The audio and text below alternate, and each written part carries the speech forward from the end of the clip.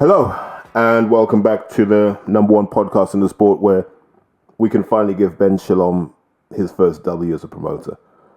So I think, based on what he delivered on Easter Sunday, we can say there's a chance that Boxer are getting their act together and understanding what it takes to win the hearts and minds of boxing fans. But not only that, but to create a buzz that reverberates outside of that in a circle of hardcores and maybe a few concentric circles out into that broader mainstream. And Easter Sunday was a time where we saw what Boxer could potentially produce for the boxing fans. So one of the questions I get asked a fair bit is, what makes a good boxing card? And there's probably loads of things, but I think you can bring it down to themes, right? So when you look at the great cards, one thing you always have is a reason to be excited. What you also need is a reality check in there somewhere. What you need is something that's just absolutely bonkers. And then you need a redemption story, and then you need a main event that delivers. Now, your main event may contain all of those elements, but your main event has to deliver. And if we look at what the Wardley Clark card did, it delivered. And the reason I say it delivered is if you go down that whole card, you look, Callum Simpson gives us reason to hope. He will receive his reality check at some point. But right now, we're looking at Callum Simpson going, the sky's the limit. That's always a nice feeling to have. We got a reality check with Ben Whittaker. Ben, you're not going to knock everyone out. But Ben Whittaker still looked good, still looked mean, still looked vicious doing what he does. And a lot of people are going to say, yeah, but he didn't knock him out. We're going to have to judge his opponent by his next fight. So let's see what happens after this, because he may just have one of those freakish chins. We also had just absolute lunacy. Steve Robinson versus Alan Babbage, which just a mad fight, isn't it? And I think that's what Alan Babbage will always give you, just that bit of raw insanity. Either he goes or his opponent goes. So it gave you that. You got your redemption with Chris Congo.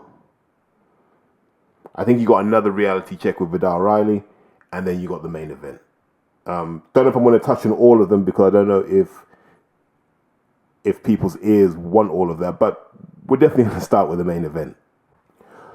The names Fabio Wardley and Fraser Clark have been kind of woven together since last year. You know, they were due to face each other for the British, and there's a whole scandal around Fraser being pulled out of those discussions, and people saying, you know, why is he scared, and so on and so forth. And at the time, Ben Shalom took a lot of stick for his stance, but what he said was, when we make the fight, you'll understand why we did what we did. And with hindsight, we can say he was 100% right. Up until that point, Fraser hadn't shown us anything that had us believing he was anything other than an Olympian that's been given a good contract, right? He hadn't. And he said that himself. People saying he's being overly critical of himself. He was being true, because he's an Olympic bronze medalist. There's a certain trajectory he should be on by now. And he understood that. And so we patiently waited. The fights happened in the interim that needed to happen. You know, Fabio got the Saudi check for Boxing Adelaide and so forth. And then we arrive at the fight in April, well, tail end of March 2024. And we go, okay, fine. Well, what are we going to get here? And I think I said at the time, this would be a clash of, you know, if you look at Fraser Clark, big, strong, solid man. Like, you imagine that if a bullet went in the front, it would never come out the back. He's that solid. I mean, he crazily solid, not a guy you'd want to mess with. And so he's got that solidity to him. You know, he always gave the impression he could really take a shot. The only question was, has he got the power, and B, has he got the stamina? Because he's coming in at 19 stone. I think he weighed in at 266 pounds on the day before the fight. And then you look at Fabio, and so Fabio's big tick is he can put anyone down. And you always get the impression that once he lets his hands go, it's a matter of time. He's very, very heavy-handed, which people don't understand, but he's incredibly heavy-handed. And that helps with a very limited skill set, because it means that when those shots do land, they mean something. But there was always that question about Fabio, that what can he do down the stretch, both from a stamina perspective and just mentality-wise, what can he do down the stretch? So there were so many unanswered questions, whereas, people have been talking about these guys like they were the real deal. I think those in the know were looking at it going, no, we're going to find out a lot today. And so we did find out a lot. If you look at the trainers as well, at various points, both those trainers, Angel Fernandez and Ben Davison, have been called plastic trainers, YouTube trainers. They've been seen as a gimmick. And I think that's massively unfair. The reason it's unfair is those guys have had enough years doing this now, where whatever knowledge gaps they had at the beginning, they can't have now. So now you've got to look at these guys as bona fide boxing trainers. And so we can start to look at, who did what, tactics, fighter development, did they make a difference? I've always had the view that trainers make very little difference to what someone actually does in the ring. They can do a lot to create an environment for success. Yes, there's a lot of that stuff. But in terms of them being magicians, it's very hard to be a magician as a boxing trainer. I'll tell you that for nothing.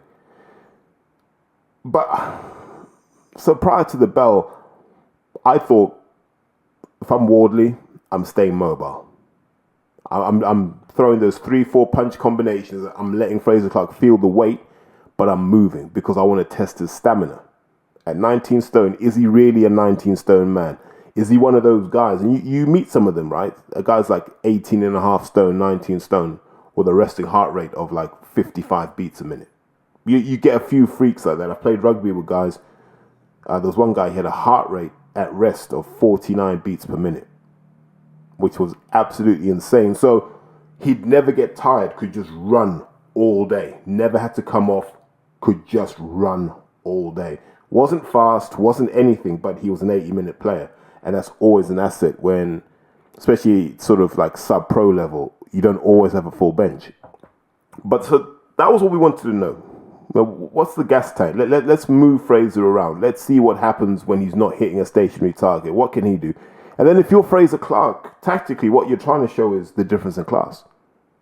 Now, Fraser Clark is pretty much a lifelong boxer, right? He's been on that radar for 15 years. So since he was a junior, he's been considered to be one of the good ones. So there's a certain level of skill, knowledge, and experience Fraser should have, and that's what he had to impose on Fabio Wardley. So punches that only experienced people would throw, little tactics. You got to show your class. You got to show your class. You got to show your pedigree. That's what Fraser had to do, as well as impose his size on Fabio, and then see, has Fabio ever had to deal with someone with this level of sophistication? Because as much as David Adelaide's been talked up to the hills, David Adelaide's no Fraser Clark when it comes to skills and experience. He may be just as raw as Fabio is. So it's this intriguing setup where you're not 100% confident anyone's going to get knocked down, but you get the impression that this is really going to turn on a couple of key things. And one of them was always going to be stamina, and the other one was going to be, what's the real gap in class? Because Fraser Clark's got all the pedigree and all the class. Wardley had that fight-changing power. And I think that's kind of where you boil everything down to. And so as you're watching the fight, you start to realize Fraser Clark's jab is a completely different level to Fabio's. Fabio holds this really, it's a really odd stance, which seems to be a legacy from his white collar days, where he'll hold his arm out and it's not really, it's not provoking a response from the opponent. It's just kind of there, and it's more there out of habit than any sort of tactical nous. And what it does is it limits the effect of the jab, because it travels a shorter distance, but then it has less impact. Whereas you saw with Fraser Clark, that's a classic jab, hit the target, rock Fabio back, and the question then became, how does Fabio deal with that? And he dealt with it by, classic boxing once again, right? So he dealt with it by coming back over the top. So either pulling back and firing his backhand, pulling out to the side and firing his backhand, and Fraser Clark was taking those right hands. There were some times where Fabio wouldn't let his feet come with him, so he was sort of not landing them. But they were the two shots that kind of came to define the fight for a while. And then Frazer Clarke found joy with the right uppercut, which not enough heavyweights throw for a start, right? Like, it kept landing. He found a home for it because Fabio kept dipping the wrong way, kept dipping to his left, and he gave that opening for Frazer just to land that, and then Frazer could go to the body. And you could see that the pedigree was with Frazer because he was just making slightly better boxing decisions, but raw athleticism, power, that kind of, those shots that do damage down the stretch were coming from Fabio. And it was, can he do enough of these before these jabs and sort of that unseen work Frazer's doing starts to wear on him? Because, Frazer was leaning on him, and that's Fabio having to carry 19 stone when Fabio was probably, meaty end of 17. That's a lot of work. And so as you're watching this develop, and by the way, I'm not giving it justice. It's becoming a compelling fight, and you start to text your friends and go, you might want to be watching this, guys. But what we're all going to really remember is the fight turned on two key moments. It turned on round 5 where Frazer gets a knockdown, and you look at it now with hindsight and you wonder, was he actually hurt, or was it just him being overwhelmed with the force of Fabio's shots and being off balance? It felt a bit like that because he seemed to get himself back together pretty well. And that's not to say that he wasn't hurt a few times in that fight, because my goodness, he was. We can add in the cut to Fabio's nose, which, laid waste to his nose. And you wonder whether that was a result of sort of legacy nose trauma. Because sometimes what happens, if you've taken too many shots to the nose, you build up this really hard scar tissue.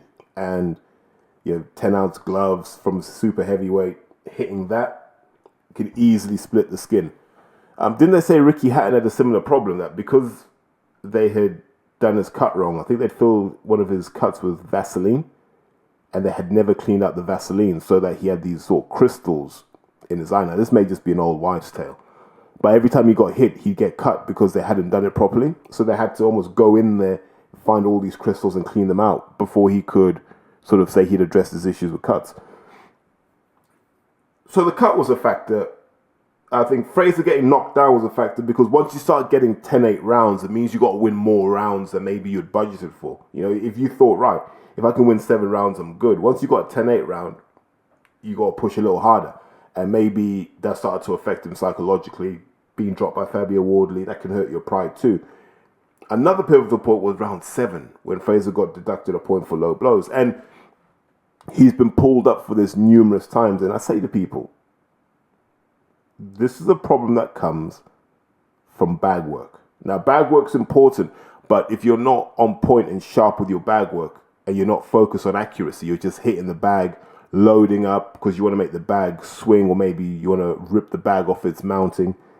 That's when you start to see those sorts of crazy shots. Those sort of wide arcing shots. So when I coach people, I like my shots to just be sharp, snappy, small arcs of motion, because there's less risk of strain. But the ref had warned Frazer. And so the point deduction was harsh in the context of the fight, but I can understand where it's coming from. You've got to referee the situation as you see it. So you got a 10-8 round plus a point deduction. That's a lot of pressure to try and make it back, because now it's not necessarily just the case of I can box my way to victory. It's like, I could, but now it's a high-risk strategy to box my way to victory. I might need to drop Fabio or stop him. And maybe that hadn't been Frazer's plan to begin with, but it had to become Frazer's plan from the end of the 7th round. But by that point, you could see both men were tired. So it was like, who's going to stop who? And it was more a feeling of maybe someone will just drop due to exhaustion. And all through this fight, I was feeling, if Fabio can just see this out to the end of the 12th, I don't know if Frazer's engine's going to sustain it. And you could see Frazer was struggling. If you knew what to look for, you could see it. But he doesn't give it away because he just keeps putting the shots out and keeps giving judges that impression that he's working. And that's what a good amateur pedigree does for you. It teaches you to just do those little things that affect the perception of the judge. And Fabio will learn this, I think, with time and experience. But I'll say this: where Fabio was crafty was a low shot to the groin, and really making a big meal of that. Getting the referee's head, get the extra time to rest, regroup, and recover. Those sorts of things. People complain about them, but I understand. You got to play to the full span of the rules. Fraser did it. I think he spat his gum shield out a couple of times just to get some air in. Understandable. Take your warnings. Just make sure you don't lose a point for anything. But I think the 10-8 round and losing a point kind of made it really hard for Fraser to win. And as you got to those last three rounds 10, 11, and 12, and you start to just go, these men have literally run themselves into the ground. And the last three rounds, Fabio Wardley was just going on raw instinct. That was the white collar Fabio Wardley. That was the guy who was like, it's him or me, and it's not going to be me today. And Fraser was in the same mindset because Fabio was showing his tiredness more than Fraser was. Fraser kind of knew how to keep it composed. And Fabio, man, he might not make it to the end, but he was clever enough to keep tying up, holding, and he knew how to get his breath back. He just kept holding on, making the referee work a little harder to separate them. Maybe walking to the wrong corner so the ref had to correct him. All these little things you do just to buy yourself a little bit more time. Let some of that lactate dissipate from the body, and then you go again. And so, last three rounds kind of made all the weight worth it. The trash talk, all of that. We just said we had two warriors here, and you get that with British title fights. On the rare occasion, we had it with Groves and DeGale. I'm sure we've had it with Billy Joe. Was it Billy Joe Eubank or Billy Joe John Ryder? We've had those sorts of fights where it's two guys who are trying to prove something. Normally of vastly different pedigrees as well, so that's what makes it compelling. And you get really interesting, compelling fights. Other times it's kind of just a, old guy passing the rub onto the young guy. But in this instance, two hungry guys going for it. And wow, what a fight. One judge had it for Clark, one judge had it for Wardley, one had it 113, 113. I felt it was a 113, 113 type card. You give Fraser 7 rounds, Fabio 5, and this is what I mean about the knockdown and the point deduction then become significant factors in that. But even now recording this, I'm just like, what a fight that was. You won't see many fights like that. And if you think, as soon as that bell went, Fraser didn't make it to the stool. Fabio was hanging off the ropes. Fabio's corner was just telling him, keep standing, keep standing. Fraser was just in a lump on the floor. And then I was just like, there you go. That's what it meant to both of them. When you see that, there's no other sport like boxing. When you see that moment, and you're like, it's not that they gave everything. They found something within themselves they didn't know they had. And some people will say, are you ever the same after that kind of fight? Yes, you are, because, and this is going to sound paradoxical, neither man really took a hiding in there. I know there was the cut and Fabio's eye, but once Fabio was stitched up and cleaned up, he didn't look that bad. And Fraser's not the heaviest of punches, but he's got a hell of a chin as well. So it looked more like those guys were just knackered from being big men that had never done that distance before. So hopefully that hasn't had any lasting effects, because we might need to see that again. So we end up with scorecards of 114, 113 Wardley, 115, 112 Clark, and then 113, 113.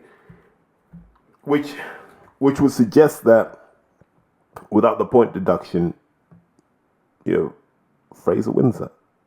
Without the knockdown, Fraser wins that. Which is a reminder, then stay disciplined and focus on your defense, because those lapses can cost you.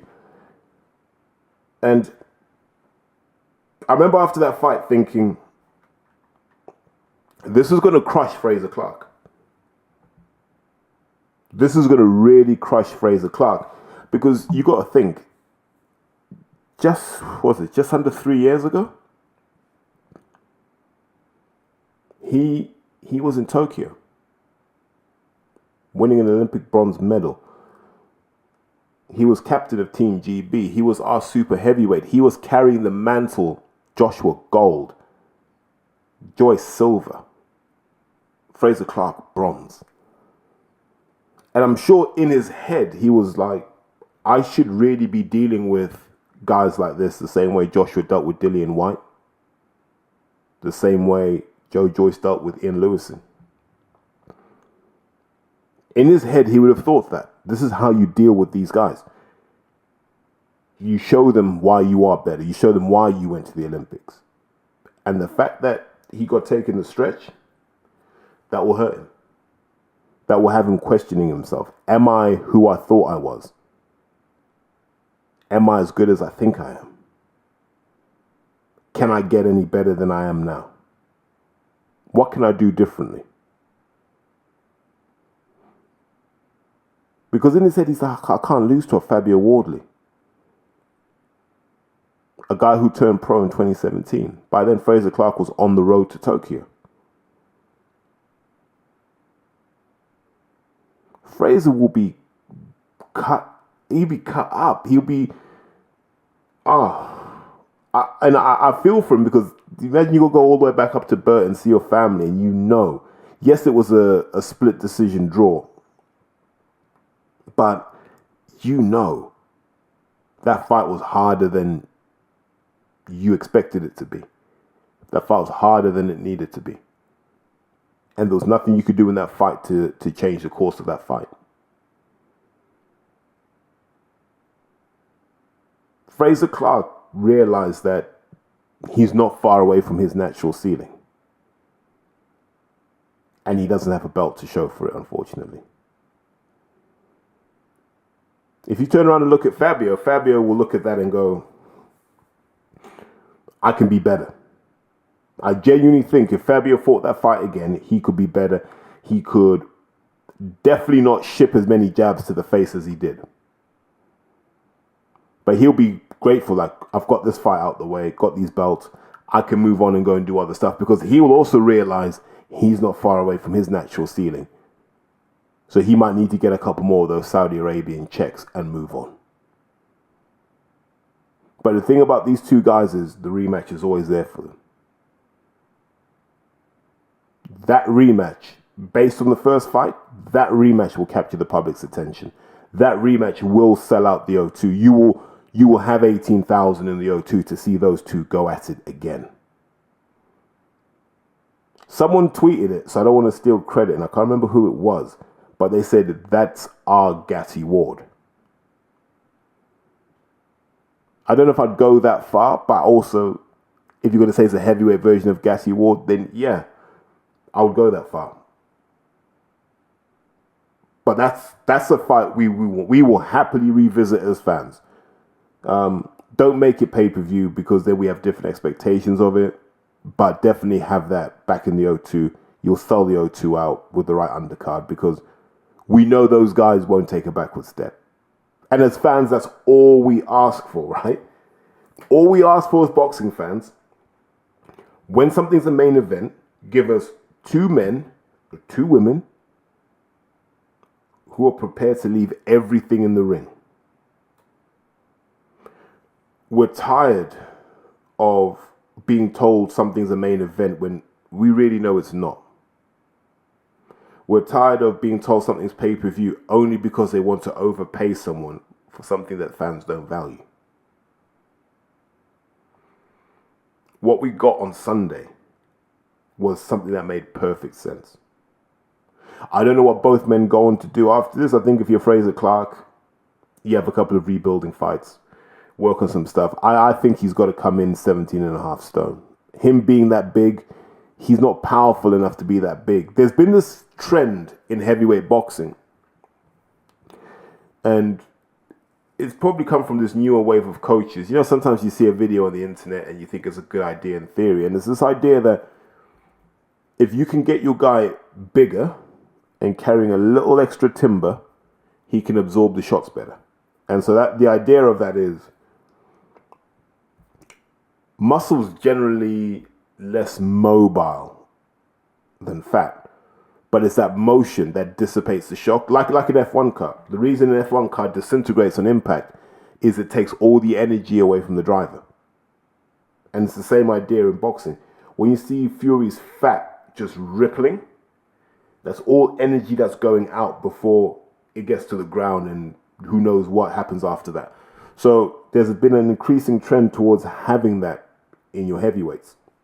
Now, that's all well and good for taking shots, but it's ruining them for stamina. And what it's also doing is creating the incentive to use things like EPO. Instead, I'd like to see these guys do more road work, actually focus on getting their cardio up, getting their resting heart rate all the way down, and then let's see where they arrive at weight-wise. You know, I imagine if Fraser did that, he'd be back to his kind of amateur weight, which is mid to top end of 17 stone. And he'd be more effective at that weight. It's just my opinion. You look at Fabio. Fabio, last few years, he's been pretty consistent in terms of being around that 240 pounds mark, give or take a couple. So he seems to be in control of his fight weight. But I think having gone the 12 for the first time, he's going to understand maybe I could be built a little differently. But also, the strange thing is, like, I've seen both men up close and personal. Like, John Pilata boxed Fraser in the amateurs. I remember that might have been Fraser's last ever fight up in Burton. And we lost on a split. But Fraser couldn't live with the pace that we set. You know, chin was solid as anything because he took some hellacious left hooks. But he couldn't live with the pace. So we knew once we got that split that we'd actually done enough to win. But you've got to send your hometown hero off the right way. And then Fabio, same with JP. He spent a lot of time at Don Charles's gym. So there'd be Derek, JP, Don, Tom Little. Occasionally Brian Jennings would be there. And so I got to see Fabio up close. I think I've told the story before of how they all tried to sign Fabio. But liked him then. Yeah. The thing I always like about Fabio is he's relatable.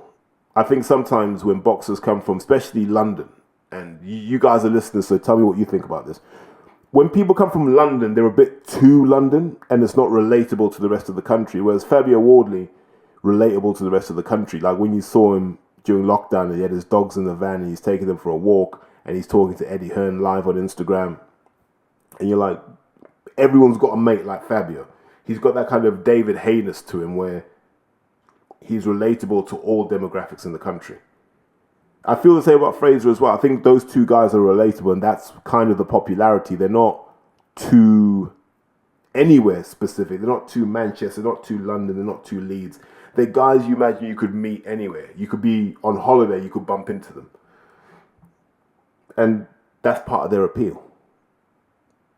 Rematch next? Hopefully not.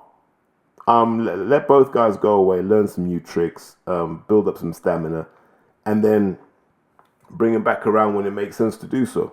You never know, the Saudis may even pay for that fight. The next fight I want to talk about is Ben Whittaker versus Leon Willings. I think I mentioned at the beginning that you always need a reality check on a good fight card, and I think Ben got one. So where do you even position Leon Willings? Because he lost to Robbie Chapman.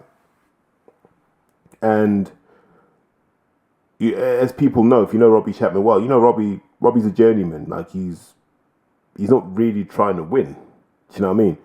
But he lost to Robbie, and Robbie's a good fighter, solid guy, like knows his way around the ring now. So you look at that and you go, well, Ben should have an easy time with him, right? And actually, on a side note, it's interesting that he's got quite a similar style to Robbie now, where they try and use the shoulder roll and they try and counter with the right hands. And I don't know if he got that off Robbie, but I was watching that going, that is a bit Robbie Chapman-ish.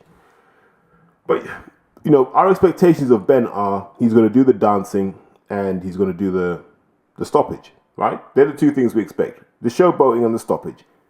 And we're okay with that. Let's touch on the spat he had with Andy Clark. I understand where Ben's coming from when he's pulling Andy Clark up about using that word disrespectful. And here's why. When you're commentating to, let's just say, hundreds of thousands of people on Sky, you're affecting not only the perception of that fight. And yes, Most people listening here, your views are influenced by the commentary. On God, watch it without the commentary and see how different a fight is. Because what the commentary does is it helps you make sense of the fight without having to think too much. The same way that people watch the news because they want to know what's going on in the world without having to think too much. That's why the mainstream media is dangerous. So when Andy Clark is broadcasting and he's using words like disrespectful, it sits in the mind of the audience. But oftentimes what we call disrespectful isn't fair. It's not right. And I'll give you an example. Does anyone remember Calzaghe? Remember when Calzaghe would hit you with like 8 shots, take a step back, put his hands on his hips, and he'd wiggle his hips? And the crowd would cheer. Andy Clark wouldn't call that disrespectful because it's Joe Calzaghe. And I'm not even talking about Joe doing that against elite level guys. He's doing that against like your kind of sub David Starry type guys. So when Andy Clark uses that word disrespectful, it affects perception. It affects how the fans view Ben Whittaker. So it's a very dangerous word to use because you'd have to be very clear that Ben intends to disrespect that guy, as opposed to putting on a show and being an exhibitionist, which is maybe the better way to describe what Ben Whittaker does. But if we then move it on a level, Dan Aziz does the color commentary, and Dan goes, look, we came here to see some showboating and a knockout. Like, we didn't come to see all of this going the distance stuff. And yes, Dan probably has a dog in the race, but he was 100% right. Ben Whittaker's created that expectation that when we see Ben, we're going to get a show, we're going to get a knockout. Now, those in boxing know that's not always going to happen. And that's okay. So you focus on what were the good things that Ben did. It was good to see the nastiness in Ben Whittaker. There were points in that fight where there was real nastiness when he let his hands go. Could he work on his punch mechanics a bit? Potentially. I still think he's a bit slow in whipping the hips over, but that will come with time. He's throwing the right combinations. They flow wonderfully well. He's still hard to hit. It didn't look like he had stamina issues. Didn't look like he got bullied in there. So all the boxes were ticked, but we got that reality check of he ain't going to blow everyone out. And so then you go, okay, so where is he now? We can't talk about him fighting Dan Aziz. I don't even think you want to wheel out an Andre Sterling. Bring Andre out of semi-retirement. So who do you put him in with next? Because you got 2 roads you can go down. You can go down this road of, okay, he's fought at area level, and that was a bit of a jolly for him. So let's find someone who's at or around English level. Maybe find someone like a Joel McIntyre who's kind of been at that level, and you can kind of oversell the name. You could dig up another South Coast legend, so Louis Edmondson, you could dig up because he's been calling out Ben Whittaker as well. But do you want to put Ben in that position this early in his career, or do you want to do that for a belt? That's going to be the real question. When do you start putting Ben in for these belts? I don't know the answer to that. His team will know, but you got to start looking at that now. Like, what's his real path to development? Because the problem is, you've got guys like Joel McIntyre, right, that you could fight. Then you got the kind of like guys like Shakan Pitters, where it starts to get a bit gnarly at that kind of British level. But once you start beating guys like Shakan Pitters, you're kind of into the monster league now. You're into your Boatsies, Dan Aziz's, Craig Richards, and so forth. So he almost hasn't got. There's not much time for him to learn before he's got to go and swim with those sharks. And I think that will give his team that kind of reality check. Like, look, there's some things we need to work on here. Maybe we need to start focusing on breaking guys down. And this is all stuff I know Ben can do. But you're going to start having to have strategies to break people down. Start identifying weaknesses in people and really going after that. I think that's where you want to get to. It'll be interesting to see who he picks as his new trainer, seeing as he's split with Sugar Hill Stewart. My own opinion, you go with someone like Dom Ingle. because Dom's been there. Like Dom's been in gyms with larger than life characters. Like the style that Ben Whittaker's got isn't unusual to Dom and the Ingle family. Being a larger than life character, the showboating isn't unusual to them. Like it's all water off a duck's back to those guys, and maybe that's what Ben needs. It will also help that you got a kid like Goldsmith in there, Ben Goldsmith. Is it Ben? Hopefully it is. Yeah, you got him in there, Brad Goldsmith. So you got a decent standard of fighter in there, and plus that gym just draws quality fighters anyway. So I don't know.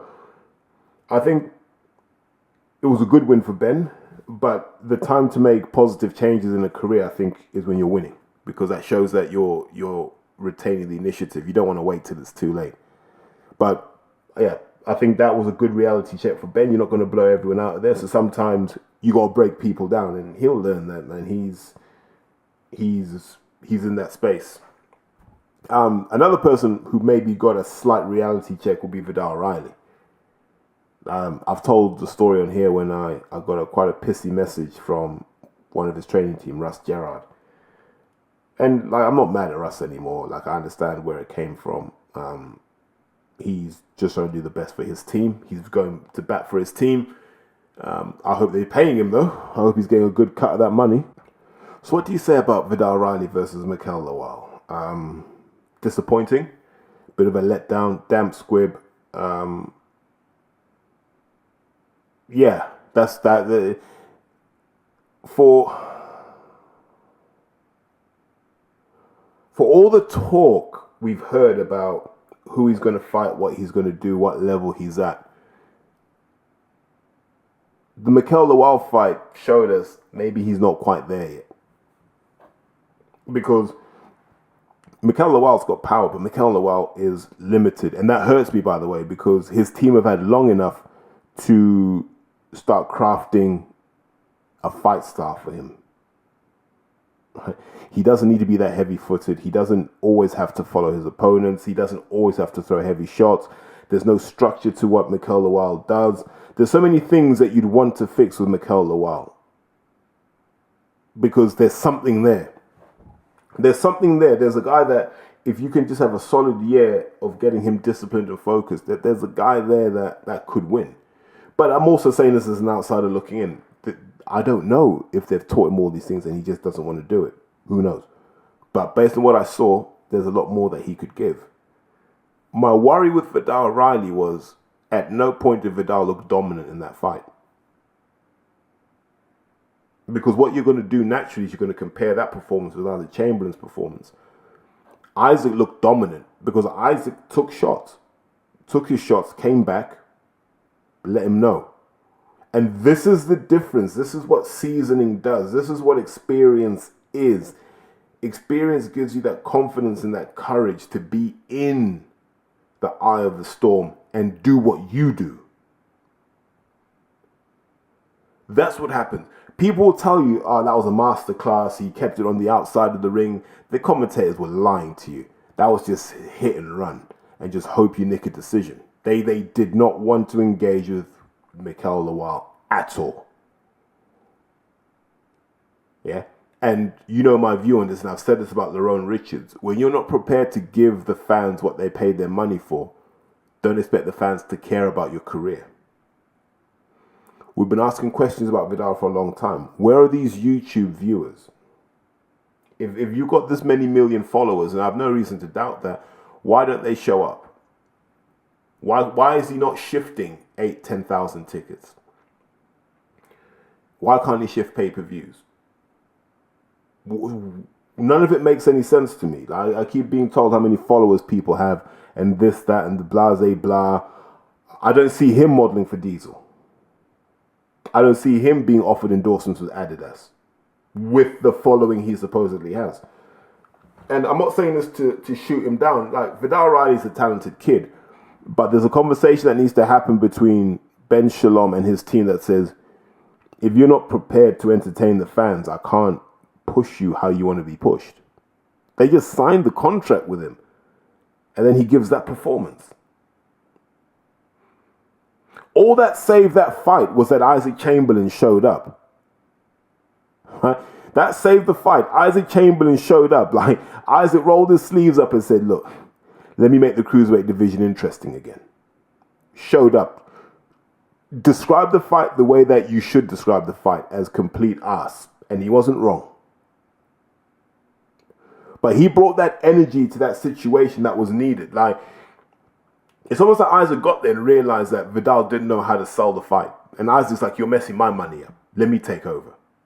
I like Isaac was like, oh, hold on, young pup. Let me take over. Yeah. Let the prize asset be the prize asset. And then it was just utter mayhem, which was brilliant. And my lesson is, I'm going to stop texting Isaac Chamberlain during fights. Because that's all I was just going back and forth with him about that fight. And I was like, mate, you sure you want to do this fight next?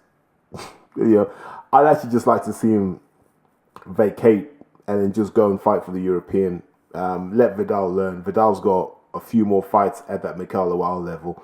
Until he can show us a dominant performance at that level, let's not talk about Chamberlain, because that would be almost like 5 steps back after what happened on Sunday. But yeah, I think Vidal's got that reality check of, there's some big boys in this division. Big boys that hit hard. And you can't have a whole career running around the edge of the ring. Because at some point, you're going to meet someone like Isaac that cuts the ring off. You're going to meet someone like Isaac who's got just as good a jab as you do. And you ain't going to be able to go anywhere. And if you have aspirations to win those belts, look at the guys with the belts. Guys like Jai Opetaia. You're not running away from guys like that. And I'm sure at some point I'll get another message from Russ Jarrett going, you don't know what you're talking about. So let me say this again so I'm absolutely clear. I think Vidal Riley is super talented. He's just got a decision to make. Do you want to go down the Isaac Chamberlain route of winning the hearts of your boxing fans through being vulnerable in that ring and putting yourself in harm's way and prevailing? Or do you want to go the Lerone Richards route and go, I'm just going to do it my way because that's all I want to do? I don't know what the answer to that is. What I can tell you is there's more money in having the hearts and the love of the fans than there is any other way. So hopefully they'll reflect and go, we need to be better than that. So now we're going to come on to the redemption tale. And like the Chris Congo journey is one I've followed for God knows how long, man. Like just the whole family. Elvis, Obed, now Chris. Boxing royalty in Southeast London. Always put Southeast London on the map. Between the Lynn and the Fisher, these guys have put boxing on the map. So I've got a lot of respect for that family, you know. You call them boxing's first family, I'm not sure. But Chris had kind of had missteps. I think the Echo Esteman fight was probably a good example of that, where he almost fought the way he wanted to fight and not necessarily the way that he needed to do in order to win. And it was frustrating watching it because you knew Chris was capable of more. But it was another occasion, I think Malcolm McKinson was the other, where you're like, has he got it at this level? Like, you knew the talent was there because you see it regularly. And he's a great guy. Entertaining guy, compelling guy. There's a lot to like about Chris. But he hadn't had that signature performance. That performance that said, this is what Chris Congo can do. And I think Florian Marku was a great dance partner.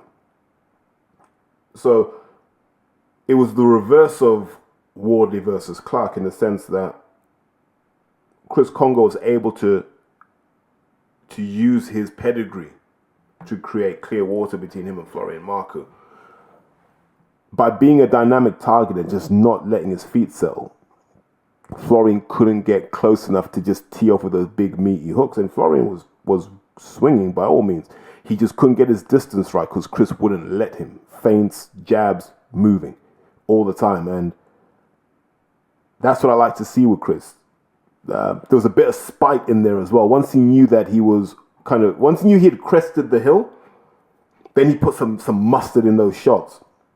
And I think there was a point towards the end of the fight you could see Florian was almost like, what's the point? I think he had almost turned Florian off. Like, Florian's like, what's the point? What am I doing this for? And then he was just fighting for pride at that point. So credit to Chris Congo. What do you do with him? Does he fight Esselman again to get that W back? Do you put him in with Harry Scarf? Harry's a messy fighter, but Chris has got that pedigree where he should be able to tame a kid like Harry Scarf. So why not let Chris fight for and win the British? Or do you go another route, man? Like, welterweight seems open at the world level, so do you try and sneak in that way? When you get a win like Marku, man, it gives you options. So I'd like to see what he does next, but I'm so happy for Chris, because Chris has always been that guy. Everyone knows that there's always a guy that's really, really talented and they just needed a break. And hopefully this is the break that Chris needed in order to now go and fulfill his potential. Because we want to see how good he can be. Because, like, you hear it from Londoners a lot saying, yeah, Chris Congo is really good, but we'd like the whole country to see what we see. So we've got to talk about Callum Simpson. So Callum Simpson fights Mbabe. Forget his first name. But remember him, he's boxed British fighters before. Difficult to read, unpredictable. You're the sort of guy that, if you're not on your game, can be an absolute nightmare, especially if he gets his confidence up. But Callum Simpson, wow, tamed the beast pretty quickly. Stops him in the fourth round with one of my favourite stoppages in a long time. I think he must have thrown about 3 or 4 left uppercuts, gone in with a left hook, and that would have been enough. Where you're like, that was really good work. Followed it up with the right hand. And a lot of people forget the value in following up, because when you follow up, like, most people are used to 1 punch, 2 punch, 3 punches. If you can break that rhythm and then throw 4 or 5, you'll find that there are openings that even your opponent hadn't thought there'd be. So just seeing that in Callum Simpson lets me know that he's a thinking fighter, and it's not like he's like a raw novice. He's been a pro for nearly 5 years, so we can't act surprised that we're seeing this. But just the quality, the poise in what he does, and how clean and how technically sound there's a lot to like about Callum Simpson. When you watch him, you go, this guy will be quite hard to beat at super mid. I think he's meant to be fighting Zach Chelly next, right? Whew. Barry and the boys' of State of Mind will have their work cut out, because what you don't want to be is on the receiving end of what Callum Simpson does. You have to maul that guy. It's got to be double jab, shoot straight in, pushing back, big right hand, go to the body. You've got to make it so nasty, like you're not going to outbox someone like Callum Simpson. You're just not. So you've got to take him to a place where he's uncomfortable. You got to maul him. You got to just pull him apart. But look, he looks the part. Like, if you were to say to someone, what's a good example of a good technical boxer who makes good decisions in the ring, throws good combinations that make sense? Callum Simpson's the name you'd point to. We just need to see that at that higher level, which would be, for example, Zach Chelly. But I enjoyed watching that fight. Like, it was a showcase fight, and showcase is exactly what it did for Callum Simpson. It let people know that this young man here, he's going to have a big say in the super middleweight division for a while. So I'm looking forward to that fight when it happens. So I was happy for him. Last fight we need to talk about is Alan Babbage versus Steve Robinson. Both men did what they do, and Babbage was always going to catch up to him in the end. Was it stopped a bit prematurely? Potentially, but what's the point in Steve Robinson taking all those shots and it's not even for a belt? So I understand why the ref stopped it when he did. I would question why Steve Robinson is still boxing on Sky. They must have one of those 5 or 6 fight contracts with him, because right now it's not making a lot of sense. There are other heavyweights you could pluck up the small hall scene. If that's what you need, you could have just asked Phil Williams to sign a contract. You could ask Chris Healy to sign a contract. If you need tough people to take shots against guys like Alan Babbage. And it's not to discount what Steve Robinson's achieved in his life, right? Because he's been a good kid. He's done great things. But in the amateurs, he came up short against all these other people who are coming through now. Like, he wasn't a standout. I don't know who went to boxer and said this kid's the real deal, and that's what a lot of trainers and managers do. They sell hopes and dreams, and the reality is what they have isn't up to standard. Like you compare someone with like a Steve Robinson with a Callum Simpson. For me, Callum Simpson is the benchmark. You should be like that if you aspire to go pro. Not necessarily the same style, but that level of accomplishment, that polish, where you go, yeah, you look like you know what you're doing now. And a lot of times we turn people over who are half-baked, and then we're surprised when they turn out to be terrible under pressure. But most pros you see in this country are half-baked because they don't go through the process the right way. There's a reason why you go up the levels and you don't skip levels, because that's how you do your education. I just wish more people understood that. So how do you summarize the show? Fabio Wardy, Fraser Clark. Neither man should get too down, man. Like whatever they think of themselves today, the truth is probably a lot better than they think it is. There'll be opponents out there where Fraser Clark will look good, and he shouldn't be afraid to chase those opportunities. Forget trying to mess around at British level. Why not find some of these smaller heavyweights that you can rumble with, like a Michael Hunter? Jump in with a Michael Hunter, just have that fight. For Fabio, same thing. Just find guys that work for you. Just don't always chase what the fans want you to do. Go and find some entertaining fights, man. Just jump in there. You know, why not call out Chisora, for example? Although, you know, having been stablemates, probably not. But those sorts of names, just call out names and say, look, why can't Fabio Wardy fight Hughie Fury when he's match fit? Let's see. You know, Fabio Wardy, Cash Ali, why not? Chris Congo, don't mind the Harry Scarf fight. If you want to take him international, welterweight's open, so why not? Ben Whittaker, I'll find Joel McIntyre for him. Why not? Let him jump in with Joel McIntyre on a Bill and Smith show in Bournemouth. It seems to make the most amount of sense at the moment. Callum Simpson's got Zach Chelly. I think that'll be a good fight. Hopefully they put it on the right card. Like I don't want that. God, I'm gonna sound like an ass. If they tell me that's a headliner for like Wembley, I'm like, this is why Sky will pull out of boxing. It needs to be part of like a solid card. Chelly versus Simpson on like a Bill and Smith Reactport card, I could get behind that. Babbage and Steve Robinson. Babbage and Drago. Keep him on. Maybe not Drago, but keep Babbage on, because he'll always give you that entertainment. Just find him good dance partners and he'll be all good. Vidal Riley. What do you do with Vidal? I said Luke Watkins. Luke Watkins or one of these light heavyweights that's going to come up. Put him in with Callum Johnson. Yeah. If he's that good, put him in with Callum Johnson. They won't, because Callum Johnson can bang and he can box, even though he is getting on a bit. So I think I just summarise that by saying good card by Boxer and Sky Sports, the solid card. Let me word this carefully. It shows that when given the reins, Ben Shalom can pull something together. He doesn't always need other people interfering. So I'm glad that he got to prove that. And maybe we can get behind him a bit more. And let's listen to him a bit when he says he knows what he's doing. So now credit to him. And that card was a massive shot in the arm for British boxing. Happy for Chris Congo. Massive shot in the arm for London boxing. And it was good to see that there was a nice spread of geographies on that card so the whole country could get behind it.